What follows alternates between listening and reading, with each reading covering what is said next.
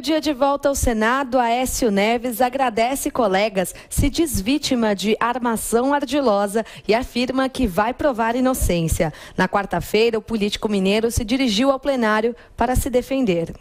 Será no exercício do meu mandato que irei me defender das acusações absurdas, falsas, de quem tenho sido alvo.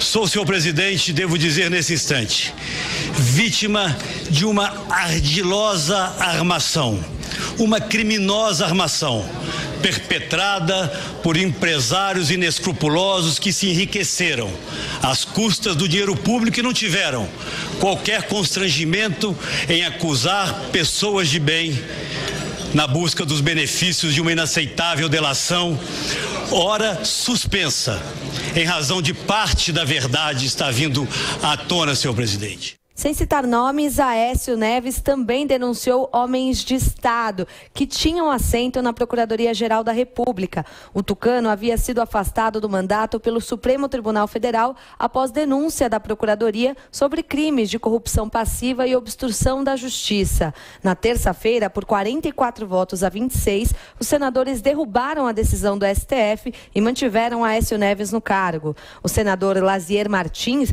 que votou contra o tucano, criticou a sessão e disse ser necessário refletir pelo antecedente criado. Isso me dá a impressão de que nós estamos nos tornando aqui nesta casa um poder superior em decorrência desta excrescência chamada foro privilegiado. O líder da casa, senador Eunício Oliveira, declarou que a discussão sobre o afastamento não atrapalhou os trabalhos.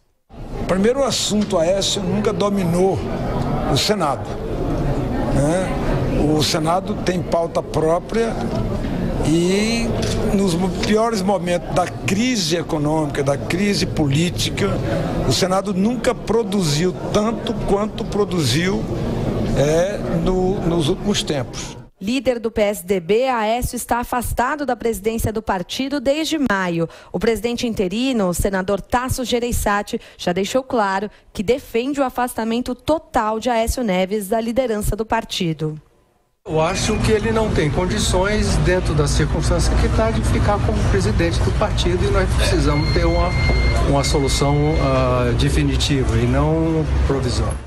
De volta ao mandato parlamentar, Aécio Neves deve passar pelo Conselho de Ética do Senado, enquanto o julgamento do Supremo Tribunal Federal continua.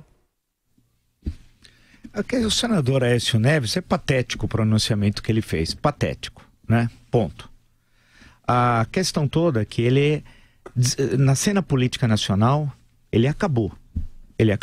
Na cena política regional, Minas Gerais, ele vai tentar, de alguma forma, ainda, o caminho para ele restam duas alternativas em Minas. Ser candidato à reeleição, porque termina o mandato dele de senador, são 2 cadeiras que serão renovadas, ou ser candidato a deputado federal. Na atual conjuntura, ele não seria reeleito senador. Então, resta para ele ser candidato a deputado federal, o que ele já foi, por sinal, né? A questão é que ele foi muito longe na sua carreira. É incrível, ele nunca se destacou por ser um homem de ideias, um grande gestor. Ele era neto do Tancredo Neves. Inclusive, se vocês observarem os jornais de 1985, o nome dele é grafado como Aécio Cunha, porque o sobrenome do pai é Cunha, Neves é da mãe, era o Aécio Cunha. O Neves entrou como seu sobrenome eleitoral em 1986. Por quê? Porque quando o avô faleceu, como é sabido, 21 de abril de 1985, ele era uma espécie de secretário do avô. Aí ele nunca trabalhou na vida, nunca trabalhou. Aí arrumaram o cargo de diretor de loteria na Caixa Econômica Federal. Ele nem sabia o que era loteria, mais ou menos sabia ler, loteria, né? Já era um grande avanço. Aí ele foi nomeado, ficou até 86. Foi candidato a deputado constituinte e recebeu uma grande votação em Minas por causa do nome do avô. Aí ele deixou de ser Aécio Cunha, virou Aécio Neves. Chegou à presidência da Câmara, mas tanta gente chegou, Severino Cavalcante chegou à presidência da Câmara, muitos chegaram, né? E conseguiu, numa conjuntura muito favorável, depois ser eleito em 2002, lavou as mãos. É bom lembrar que o PSDB, ele foi eleito governador em 2002 em Minas, mas Lula ganhou. presidente da República em Minas. Em 2006 ele foi reeleito governador, mas Alckmin, candidato a presidente, perdeu em Minas. Sistematicamente, em 2010 se repetiu, Dilma ganhou. Porque ele lavava as mãos, ele estava preocupado com o seu projeto regional. Em 2014, olha como a vida é, em 2014 era ele o candidato a presidente. E outra vez o PT ganhou a eleição presidencial quando ele era candidato. Né? Ele teve uma eleição consagradora aqui em São Paulo, mas foi derrotado em Minas Gerais. A derrota nacional deve-se em grande parte à derrota que ele teve em Minas Gerais. A questão que se coloca agora para ele, primeiro, para ele no seu projeto pessoal, é que o que ele vai fazer da vida agora? O que ele vai fazer? Por quê? Como disse um entrevistado, o Brasil tem foro privilegiado. As grandes democracias não têm. França, Inglaterra, Estados Unidos não têm foro privilegiado.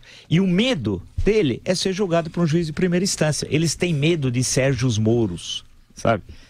Essa que é a questão. Porque ele sabe que controla as cortes superiores, mas não controla a primeira instância. Por fim, o PSDB é o grande derrotado desse processo. É o grande derrotado.